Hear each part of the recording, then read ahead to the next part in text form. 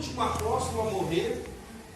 Ele escreve a sua carta em meados de 93 depois de Cristo, assim como também ele escreve posteriormente Apocalipse. Então João, desde muito jovem, ele esteve ali nos caminhos do Senhor, andando com Jesus, e posteriormente, depois da morte e ressurreição de Cristo, também levando às igrejas da região a palavra de Deus e anunciando as boas novas. E João, com muitos anos vivido, ele viu a igreja passar por fases diferentes. Ele viu o começo de todas as coisas do Evangelho, quando ele estava ali com Jesus, quando ele percebe uma transição do que a gente chama de Antigo Testamento para o Novo Testamento. E ele vai, depois da morte de Jesus, ele vê o Evangelho se propagar em toda Samaria, Judéia, ali chegando até os confins da terra. Só que João, quando ele está ali nos seus meados, quando ele vai escrever o seu livro aqui, eu já falei isso aqui uma vez, mas vou repetir, ele estava tendo conflitos na igreja, estava havendo vários conflitos na igreja.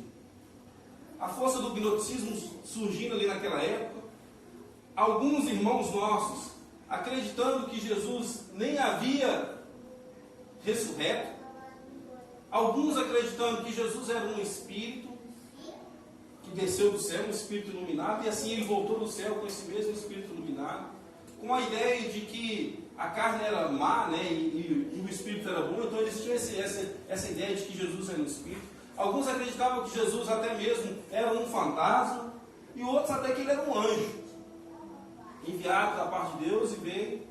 E João, ele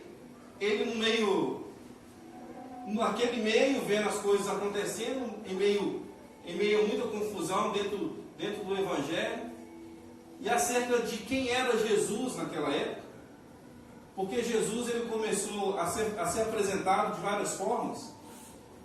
E João ele escreve esse Evangelho, diferente dos outros sinóticos, dos outros livros sinóticos. Ele fala de várias coisas que os outros livros sinóticos não falam. E João ele vem apresentar Jesus da maneira correta de como se deveria imaginá-lo, de como se deveria pensar a respeito de Jesus. E João ele começa a escrever o seu livro tentando esclarecer alguns conflitos teológicos, algumas ideias teológicas. E não diferente de Paulo, porque Paulo também estava vivendo numa época em que a propagação do Evangelho estava muito grande, e a igreja estava chegando em regiões onde não se falava muito, porque o judaísmo era algo muito enraizado no meio dos judeus, mas fora dele não. Então quando o Evangelho começa a chegar em outra cultura, coisas daquela cultura começam também a entrar no meio do Evangelho. E apóstolo Paulo também, em Colossenses, quando ele escreve aquilo ali, ele está querendo apresentar Jesus na sua essência total às pessoas daquela cultura, daquela circunvizinhança, daquela região. Ele estava querendo apresentar Jesus na sua totalidade. Quem era Jesus para Paulo? Quem era Jesus para João? O que eles pensavam acerca de Jesus? João era uma pessoa muito respeitada no meio, por se tratar de um apóstolo que caminhou com Jesus. Então ele era muito respeitado, ele não era questionado. Então quando ele falava, ele não era questionado. E João ele escreve assim: no princípio era o Verbo, e o Verbo estava com Deus, e o Verbo era Deus, e estava no princípio com Deus. João, quando ele escreve falando no princípio era o Verbo, ele estava levando Jesus ao início da criação. Ele estava apresentando para as pessoas, falando assim: olha, Jesus,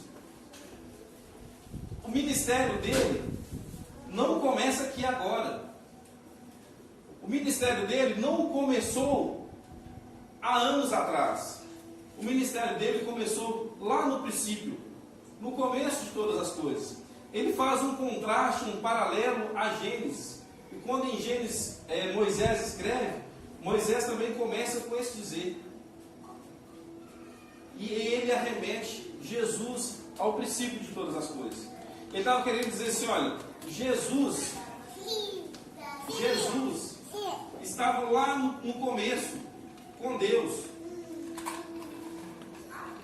E esse termo princípio, o uso do termo princípio, traz o absoluto de tempo e espaço, que realmente ele estava lá. E coloca Jesus no mesmo tempo de Deus. Assim como Deus estava lá no comecinho de todas as coisas, Jesus também estava lá no comecinho de todas as coisas. João então tira da cabeça das pessoas daquela região ou daquele momento, ou para quem ele estava escrevendo o seu evangelho, de que Jesus ele tinha sido criado naquele tempo. E que naquele tempo Jesus ele tinha sido enviado e só naquele tempo ele passou a existir.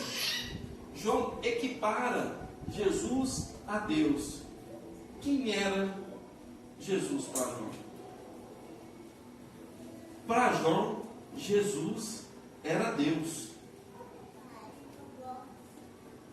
Ele era o próprio Deus. E quando ele usa a palavra verbo, ele fala assim, no princípio era o verbo, e o verbo estava com Deus, e o verbo era Deus. Ele estava falando dessa pré-existência já de Jesus. A palavra verbo,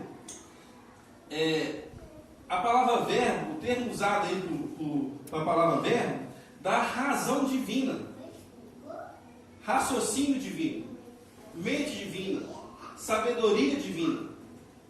É uma palavra que João usa, uma palavra muito usada naquele meio ali, por causa do meio grego, né? O João vivia no meio onde a língua grega estava muito difusa, era a língua usada no momento. Então ele usa um termo grego que é o verbo. E esse verbo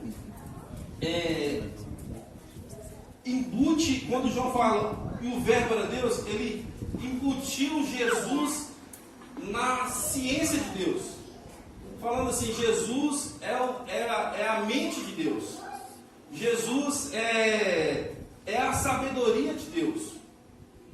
Então João ele estava apresentando o Jesus que ele conhecia. Ele estava falando assim, ó, esse é o Jesus que eu conheço.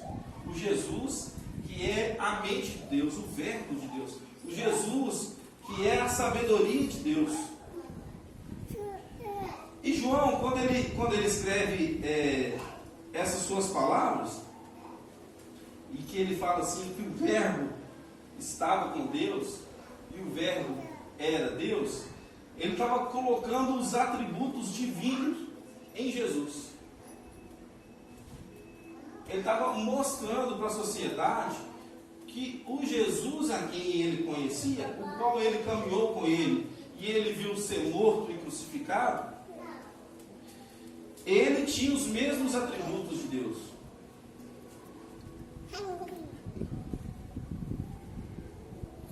Ele era o próprio Deus. O Deus invisível que o apóstolo Paulo fala. João,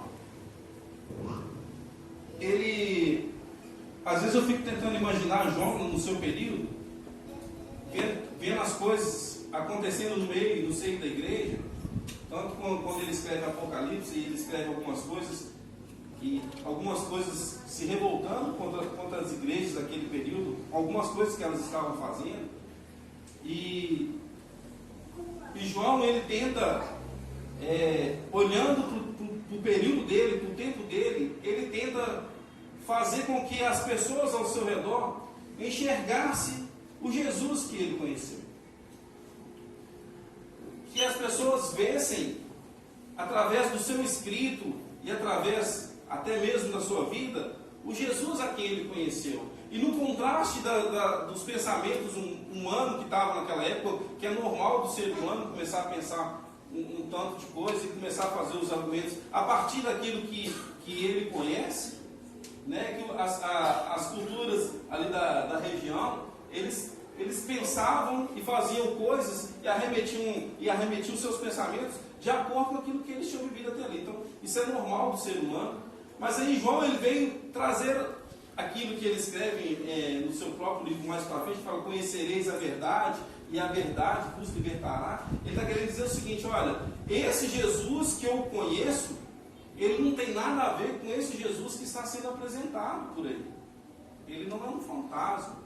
Ele é o verbo de Deus, ele é a mente de Deus, ele é a ciência de Deus. Ele não é um espírito. Um pouco mais para frente, quando a gente continua lendo aí o livro de João, você vai ver que ele fala assim: e o verbo se encarnou.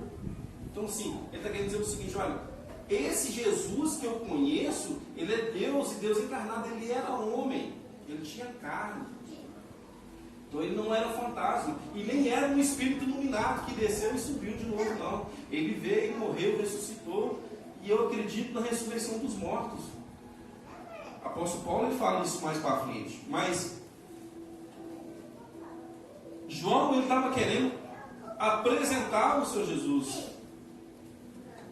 o Jesus que ele conhecia, para a humanidade ao seu redor. E ele, colocando os atributos divinos sobre Jesus, ele fazia com que a sociedade daquela época imaginasse em Jesus a revelação de Deus. Então Deus passa a ser revelado em Jesus. Deus passa a luz que ilumina nas trevas. Assim ele coloca no versículo 4: a luz resplandeceu nas trevas. Jesus, ele é a luz de Deus para a humanidade.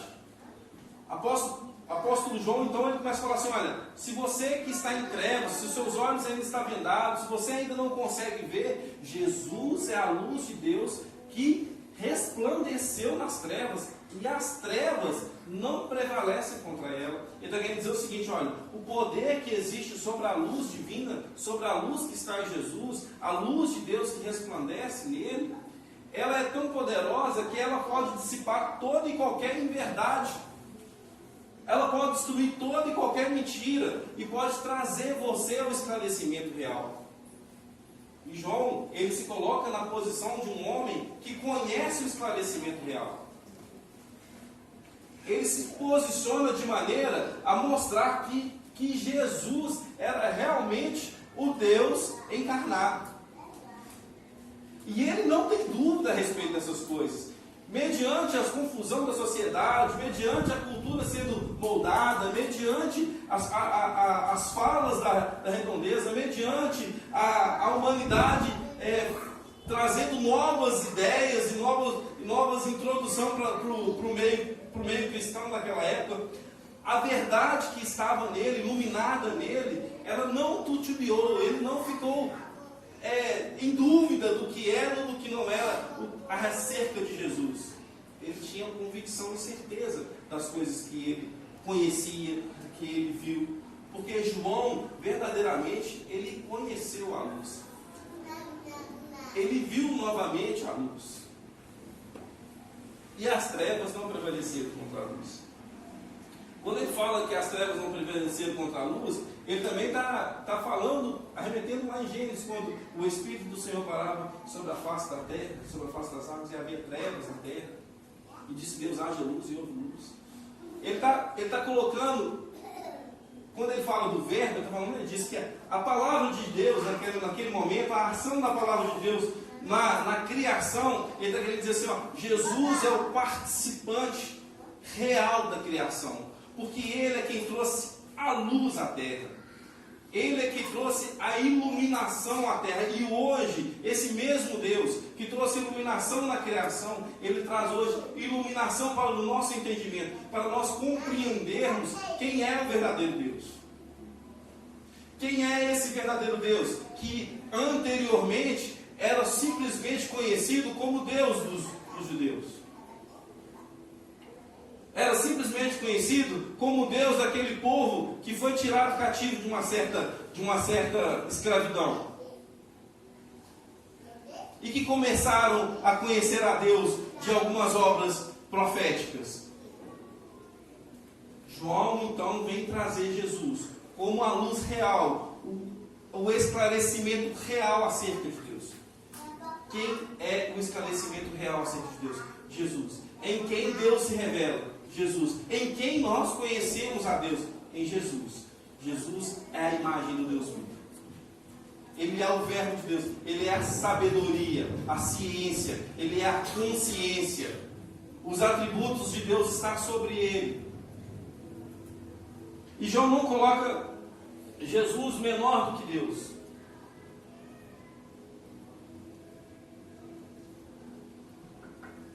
Como alguns pensavam que Jesus era uma criatura de Deus. Ele é um anjo, uma criatura de Deus. Ele é um espírito iluminado, vindo da parte de Deus, uma criatura de Deus. João, ele elimina esse pensamento quando ele fala assim, olha, e o verbo estava com Deus, e o verbo era Deus. Quando ele fala que ele era Deus e ele estava com Deus, ele está querendo dizer assim, olha, ele é o mesmo Deus. Ele é o autor de todas as coisas. E eu não tenho dúvida. Se vocês ainda estão com dúvida, João, pensando, tá? Eu não tenho dúvida. Ele é o verbo de Deus. O verbo encarnado de Deus. E ele fala que a vida, ele fala sobre a vida e a luz. Fala, e a luz resplandeceu nas trevas, e as trevas não prevaleceram contra ela. A vida e a luz era algo característico de Jesus e algo que João usa para falar a respeito de Jesus. João usa essa palavra de vida e luz 36 vezes no seu evangelho. Ele está querendo dizer o seguinte, olha, Jesus, ele é a própria vida. Ele tem em si a essência da vida. Quem pode dar a vida ao homem? E quem pode tirar a vida do homem? Quem pode abundar a vida do homem? E quem pode retardar a vida do homem? João está querendo dizer o seguinte, olha, a ele pertence a vida. Ele é o autor da vida. Ele é a luz. Ele é a luz que dissipa as trevas. As trevas eram conhecidas como o ruim, a morte, como a falsidade, como andar erroneamente. Esse termo trevas também é usado por João no seu evangelho por 14 vezes. Os estudiosos usam esse termo falando que esse termo é joanino. João é quem cria esse termo.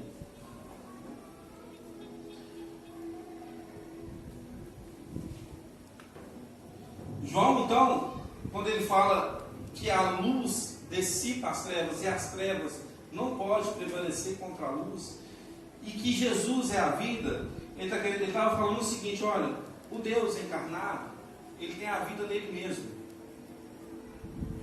E a vida que tem nele mesmo, também tem nele luz, que pode colocar fora das trevas, pode tirar você da escuridão, pode tirar as vendas escuras dos seus olhos, pode fazer a sua mente entrar em uma nova maneira de pensar, pode fazer você trazer em você racionalidade, fazer você raciocinar acerca de Deus, de maneira que, se Deus estava escondido para você através das trevas, a luz que está em Jesus e a vida que está em Jesus pode fazer você ser resplandecido e tirado dessas trevas.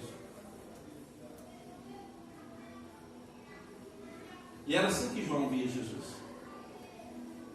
E era assim que ele compreendia Jesus.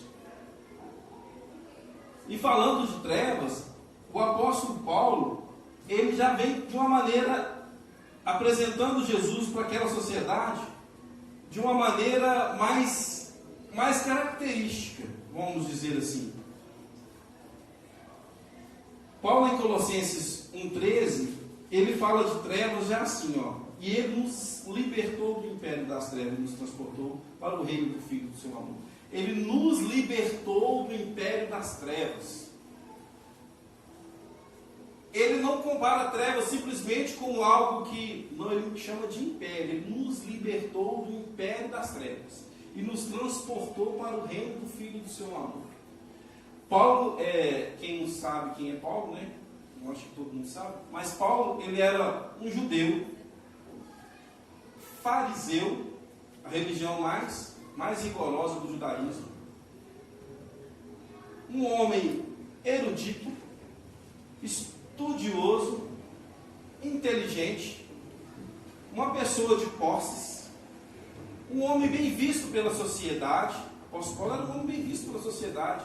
Apóstolo Paulo era um homem que quando ele passava no meio da sua sociedade, você falava assim: nossa, aquele homem é um exemplo de homem.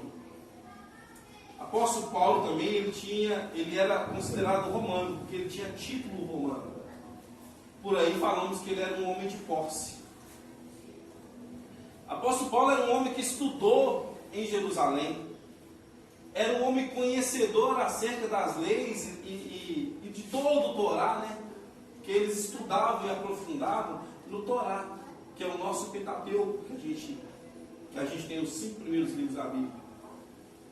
Apóstolo Paulo, ele era muito rigoroso, ele cresceu conhecendo o Torá através de Gamaliel, um mestre em Israel, um mestre conceituadíssimo no período em que Jesus era vivo. Então o apóstolo Paulo era um homem, a gente olhando hoje, poderíamos falar assim, olha, era um homem exemplar, um homem religioso, um homem estudioso, um homem inteligente, um homem que estudava também outras culturas, que não estudava simplesmente o judaísmo, mas era um homem estudado em outras culturas, em outras filosofias. Era um homem bem conceituado, de boa conduta, mas em um certo momento, quando surge o crescimento do Evangelho, esse apóstolo Paulo vira perseguidor do Evangelho. E ele virou perseguidor do Evangelho, não é porque ele era um homem mau, não. A gente pensa, não, o apóstolo Paulo era um homem mau, ele matava os cristãos. Não, ele não começou a perseguir o Evangelho porque ele era um homem mau, não. Ao contrário, porque se julgava ser um homem bom. Então, quando ele olhava e falava assim, que heresia é essa que esse povo anda falando, que esse tal homem pode ser Deus?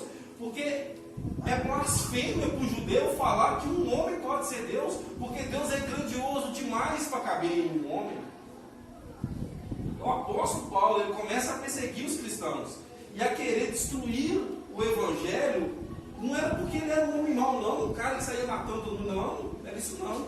Era porque ele julgava que aquele Evangelho, ele destronava Deus. Ele colocava Deus muito pequeno. Porque em nenhuma era da sociedade se via na sociedade falar que um Deus se igualaria a um ser igual a nós, né? Deus sempre era colocado como um ser muito acima de nós e muito superior, como realmente Ele é, mas que de maneira alguma Ele poderia se chegar a nós. Se chegar para estar como nós. Por isso o apóstolo Paulo começou a prosseguir. E apóstolo Paulo, quando ele escreve assim, olha, e ele nos libertou do império das trevas e nos transportou para o reino do Filho do seu amor. Ele fala isso com uma propriedade que poucos tinham. Porque o apóstolo Paulo, ele se entendia homem esclarecido e bom. Mas no momento em que ele se encontra com Jesus, a caminho de Damasco, e que ele escuta Jesus falar com ele assim, Paulo, Paulo, por que você me persegue? E que Paulo fala assim, quem é que está falando? Jesus, a quem você persegue? Naquele momento Paulo fica cego. O olho de Paulo é colocado uma escama, é fechado com uma escama. E Ananias recebe da parte de Deus uma mensagem para ir orar para Paulo, para que ele fosse curado da sua cegueira. E Ananias fica atemorizado, porque ele sabia quem era Paulo. Mas Deus fala algo para Ananias, fala assim, olha, importa que aquele homem saiba como é importante sofrer pelo meu nome. E apóstolo Paulo, quando ele recebe a oração de Ananias, as escamas caem dos seus olhos. E ele nunca mais é o mesmo homem. Nunca mais é o mesmo homem. O que eu quero dizer para você hoje? Se Jesus entrou na sua vida, você nunca mais pode ser a mesma pessoa. E se você fala que Jesus entrou na sua vida, e você continua a mesma pessoa, porque Jesus não entrou na sua vida. Desculpa, mas se você pensa que Jesus está na sua vida, e você anda nos andares de outrora que você vivia, Jesus ainda não está na sua vida. O apóstolo Paulo, na hora que as escamas caem dos olhos dele, ele nunca mais é a mesma pessoa. Ele então encontra a luz. Ele encontra a luz. E a gente pode pensar assim, nossa, como um homem tão esclarecido, tão conhecedor, tão estudioso, um homem tão ainda estava em escuridade, estava na escuridão. Estava na escuridão. Só para refletirmos, porque não era nem para falar sobre isso, mas cuidado. Às vezes nós podemos ser tão estudiosos, podemos conhecer tanto a respeito de algo como Deus, e aí a gente não está em escuridão. E o apóstolo Paulo, ele teve as escamas dos seus olhos caídos, e ele falou, e ele nos transportou do império das trevas para o reino do Filho do seu amor, para o reino da luz, para o reino da verdade, para o reino do esclarecimento, para o reino do entendimento, para o reino da mente eterna, para o reino da mente saudável, para o reino do raciocínio.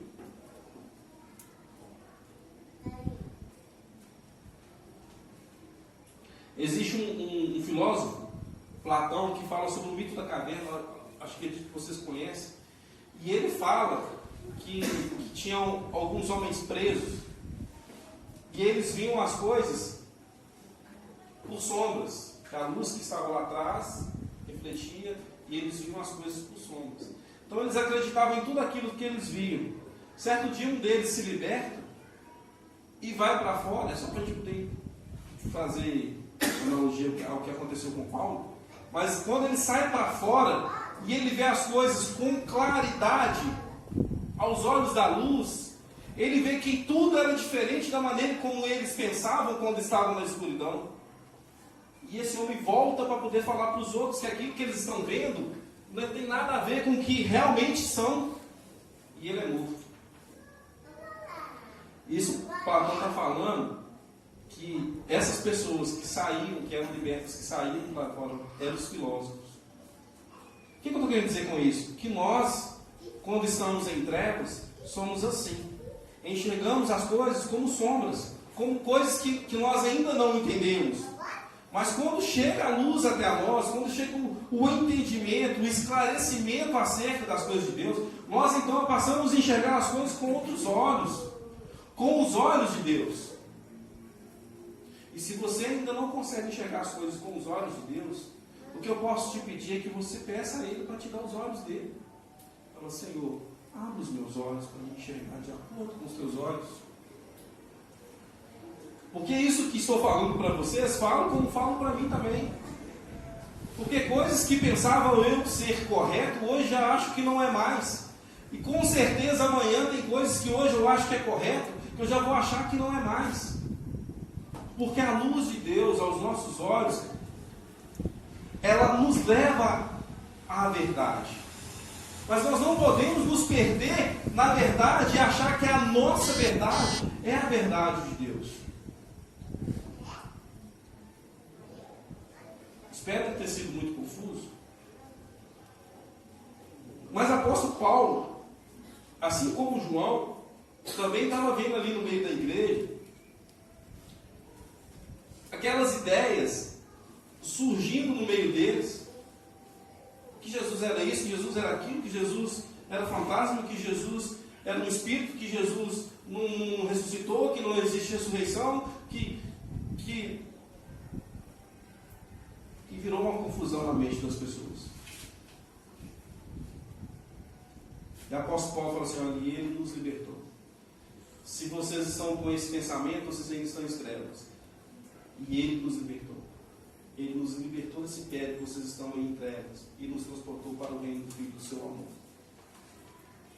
No qual temos a redenção, a remissão dos pecados. No qual temos a redenção e a remissão dos pecados.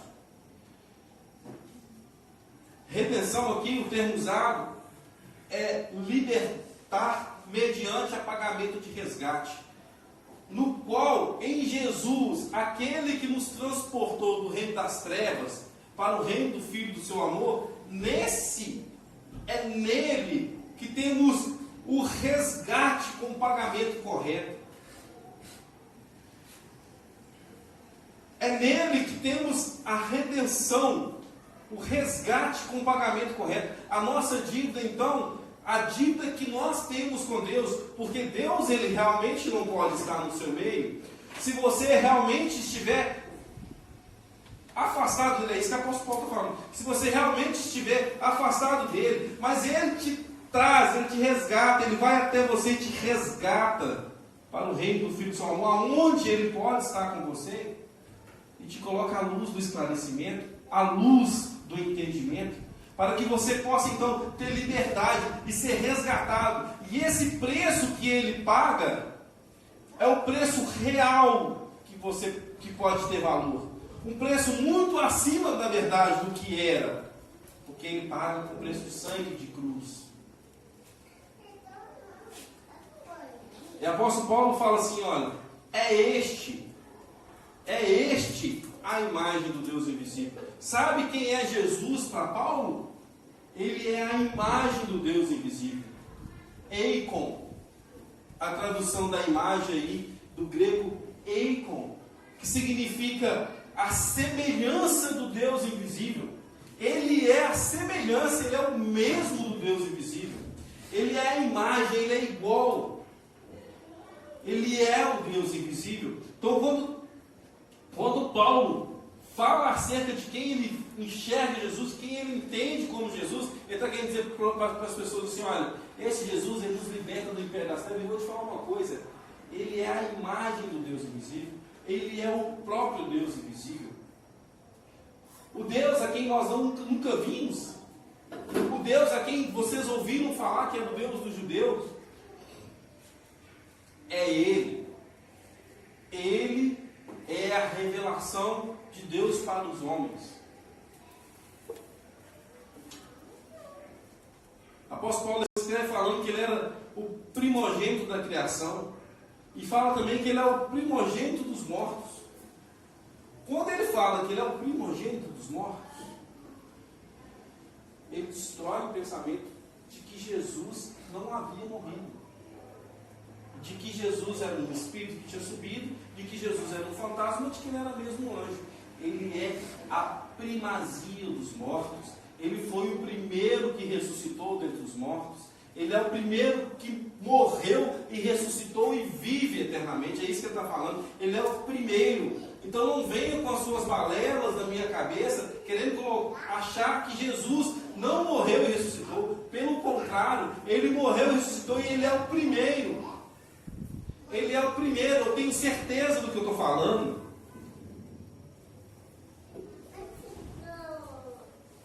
E mais para frente ele fala assim, ó, e ele tem a primazia.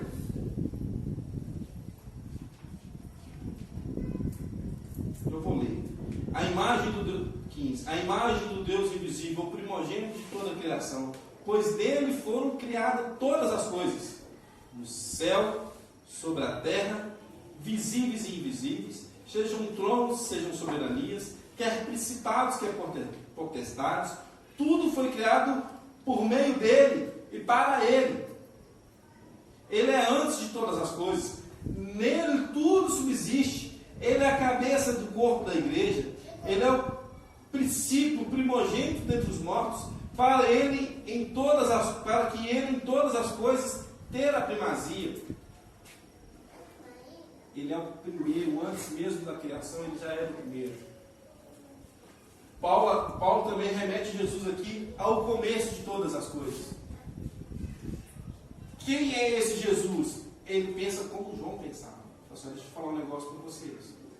Ele é o verbo vindo de Deus. Ele é o verbo que João falou. Você sabe por quê que ele é o verbo que João falou? Porque nele foi criado todas as coisas. Ele estava lá no começo e através dele foi criado todas as coisas. E todas as coisas foram criadas para ele.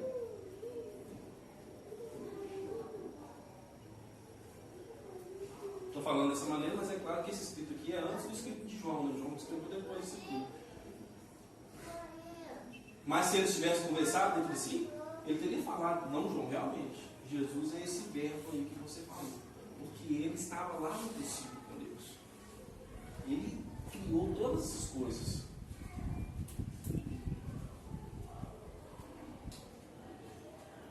Luz, imagem de Deus, primazia de Deus, Redentor, eram características de Jesus para aqueles homens.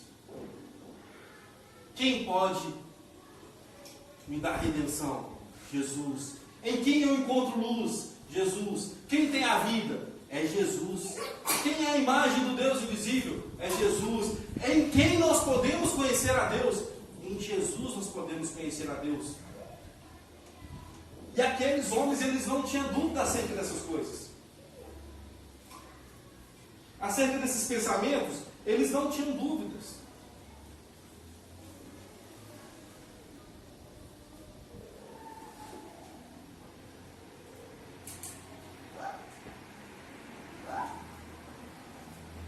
Quem é Jesus para você?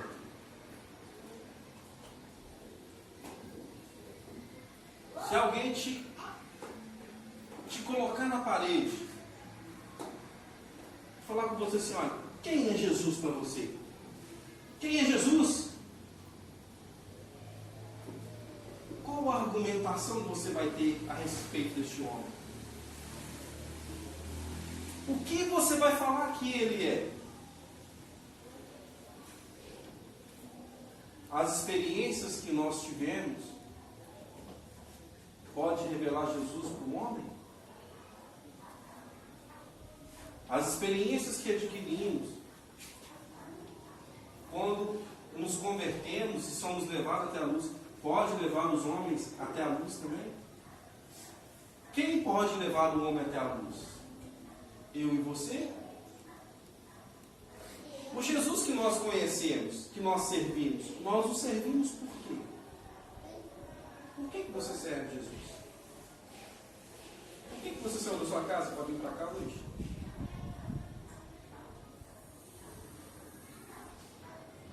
Por que você resolveu trocar de roupa e vir para a igreja hoje? Por quê? Para quê? Você conhece Jesus? Você consegue falar como esses homens falaram e a sua mente não ficar em dúvida em coisas? E ficar perdido também? Sem norte?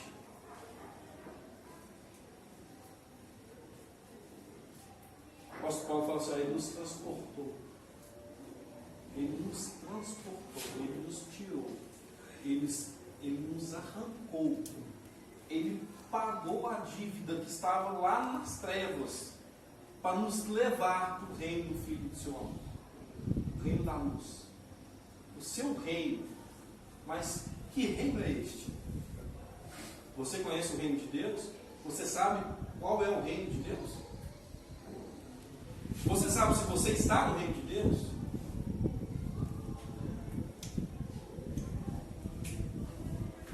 Todas as coisas, toda a ciência, toda a inteligência, todo o raciocínio, toda a mente, toda a lógica, todas as coisas se convertem em Deus. Ele é a ciência de todas as coisas. Ele é a ciência de todas as coisas.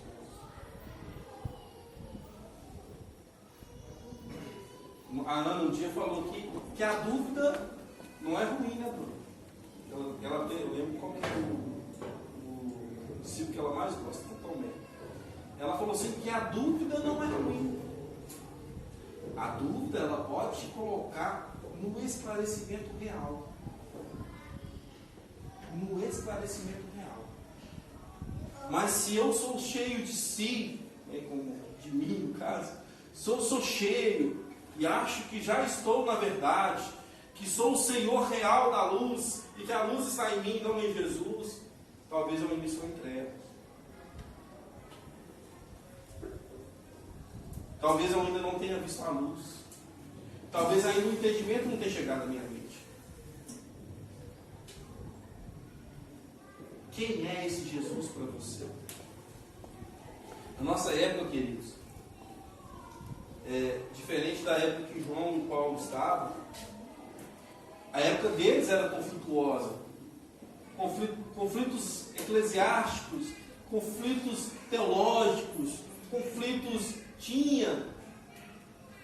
Mas a nossa época é uma época diferente da época de Paulo e de João. Os escritos deles pode trazer e traz, porque é a palavra de Deus escrita para nós, mas a nossa época é diferente. E se nós não nos entendermos, e não compreendermos qual é a perfeita e boa vontade de Deus para a nossa vida na nossa era, nós vamos morrer sufocados. Qual que é a vontade de Deus para a sua vida nessa era? O que é que Deus quer fazer para você nessa época? O que é que você quer de Deus?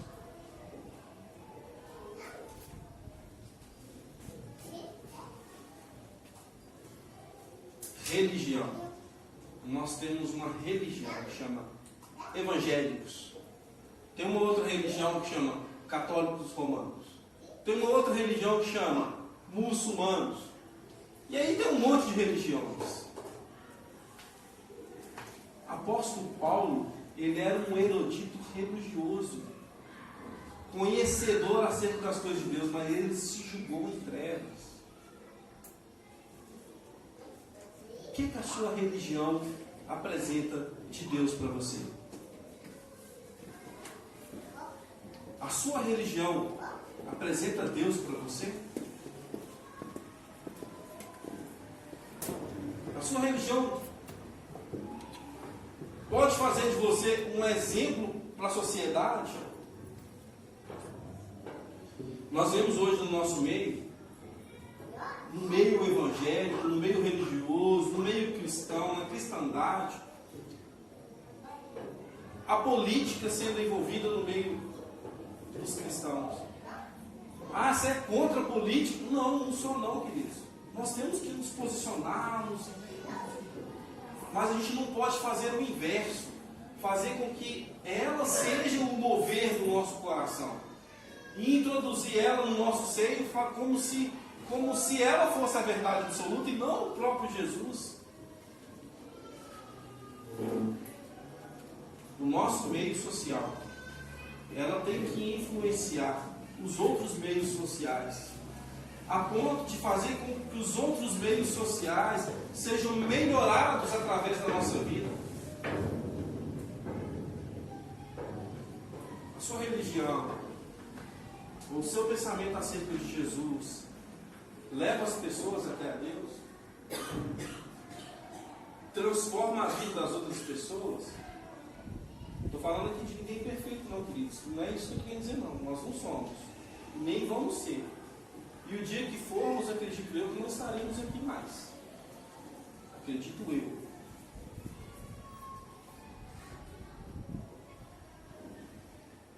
Então, hoje em dia tem muito revolucionário. Vou revolucionar a política. Eu vou revolucionar o meu evangelho. Eu vou revolucionar o mundo. E eu vou revolucionar, e eu vou revolucionar, e eu vou revolucionar, e eu vou revolucionar. Mas e as bases?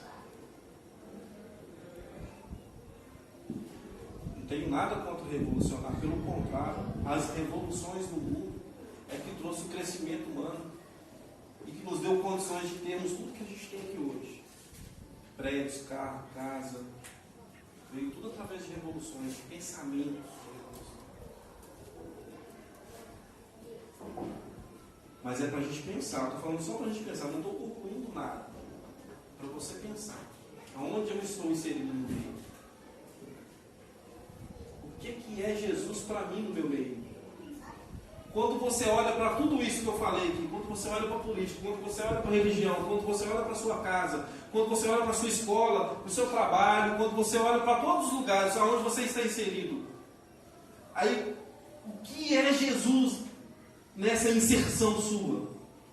O que é Jesus? Na hora que eu estou lá no trabalho, o que é Jesus lá para você? Na hora que você está lá na sua casa, com seu marido, com seus filhos, o que é Jesus lá para você? Na hora que você está lá no meio do seio político, discutindo sobre política, sobre o melhor para a humanidade, o que é Jesus lá naquele meio? Porque para estes homens, que eu citei aqui agora, eu citei que eu amo demais João, gosto mesmo de João. Tudo que eu vou ler, eu vou em João primeiro, depois eu leio outra coisa, porque eu gosto demais de João, eu gosto da maneira que ele escreve, de como ele fala, de como ele enxerga, de como ele pensa acerca daquelas coisas, acerca do que Jesus falava. Eu gosto demais.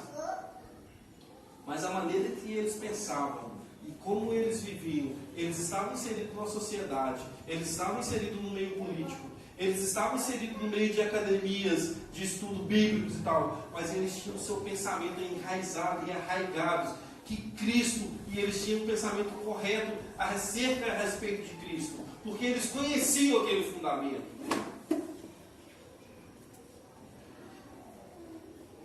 Não quero te envergonhar nem envergonhar ninguém, mas se você se diz cristão, mas você não lê a Bíblia, desculpa, você não sabe nem o que é ser cristão ainda. Porque você está sendo cristão pelo que o outro fala. Eu tenho que ser cristão pelo que eu conheço a respeito de Deus e pelo que Deus revela-se através do meu relacionamento com Ele. E eu não me relaciono com Deus se eu não me relacionar com a palavra dele. Se eu não conheço o que o Evangelho fala acerca de Jesus, e quem seria Jesus, e como ele veio e como ele viveu, como é que eu posso entendê-lo como Deus? Eu não consigo imaginá-lo como Deus.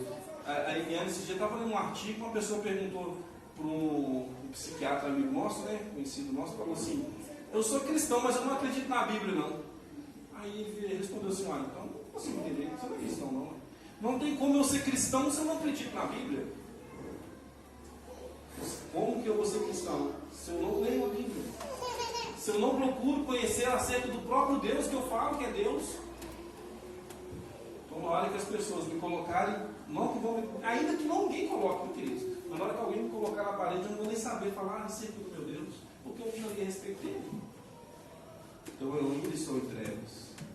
Eu estou vendo sombra das luzes passando. A sombra de Deus passou aqui, a sombra de Deus foi para ali, e eu ainda estou na sombra, achando que estou vendo a verdade. Se posicione como cristão. E você pode transformar o mundo, porque Jesus pode transformar o mundo através da sua vida. A gente está esperando Jesus vir do céu. Ele vai vir nos buscar, porque essa é a esperança que eu tenho. Se você não crê, é a esperança que eu tenho. Que Ele vai vir, vai nos buscar, nós vamos estar com Ele, vamos viver a nossa vida com Ele, mas enquanto isso não acontece, nós somos Ele aqui na terra. Nós somos a imagem dele sendo refletida aqui na terra. Vós sois a luz do mundo, vós sois o sal da terra. Pode esconder uma luz debaixo da cama, ou pode esconder uma candeia. Pode, por um acaso, o sal perder o sabor? Pode. Se você perder o sabor, para que você serve? Nós somos a imagem de Jesus nessa terra. Assim como Jesus era a imagem de Deus nessa terra, nós somos a imagem de Jesus refletida nessa terra. E só podemos refletir a imagem de Jesus se nós sabemos realmente quem Ele é. Se conhecermos realmente quem Jesus é.